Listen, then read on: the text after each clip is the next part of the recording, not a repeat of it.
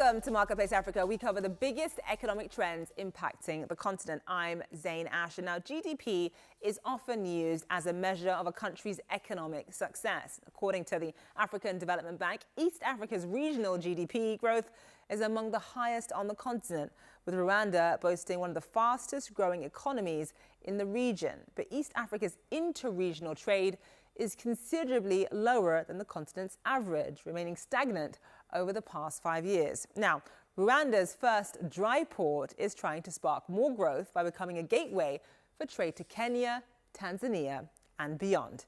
Eleni Jokos has more.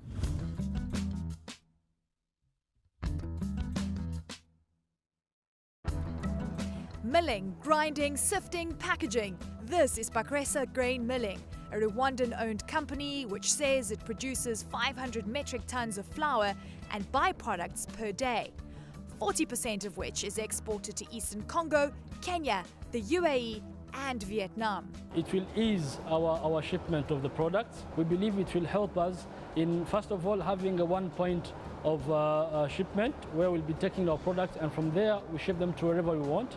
So this will facilitate us in terms of export.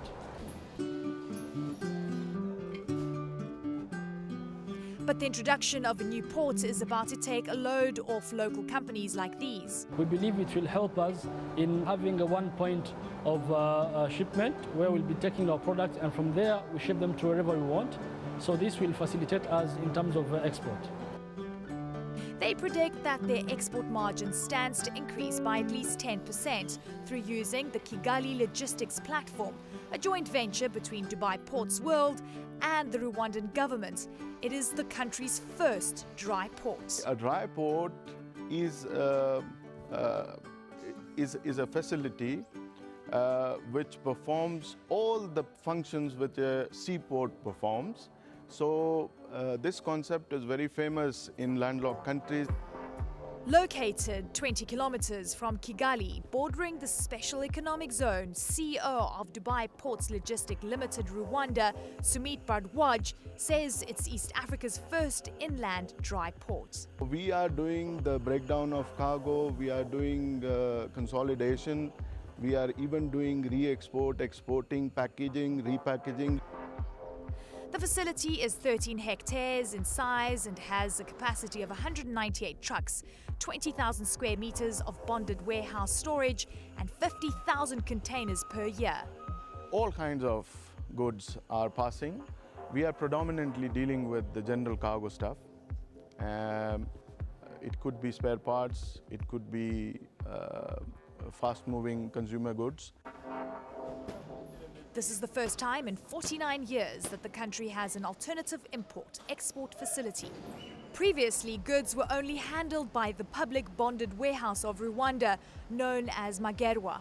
As for who it'll impact the most, at this moment, we are serving 60% of our clients are from Rwanda. The rest of the 40% business is being done with the cross-border traders from Democratic Republic of Congo, Burundi, Zambia.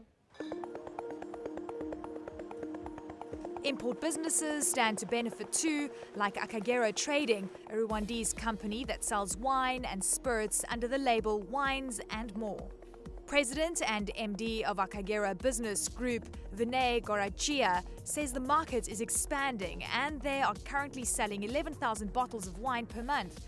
All of their products are sourced from outside of Rwanda. Now more and more people in Rwanda are learning to appreciate wines.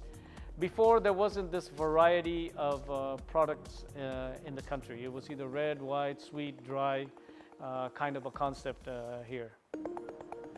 These products all come via the port of Dar es Salaam in Tanzania and then travel roughly 1,700 kilometers via road to Kigali.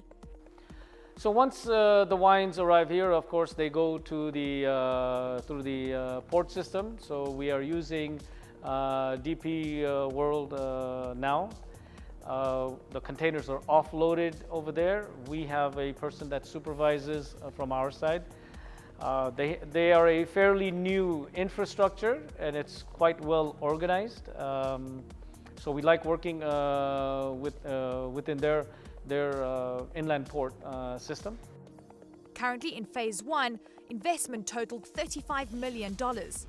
And they have created 200 jobs, with Rwandans making up 98% of their workforce. The next phase will include a further 400 jobs and a railway line that will connect Kigali to Dar es Salaam. From there, the rest of the world.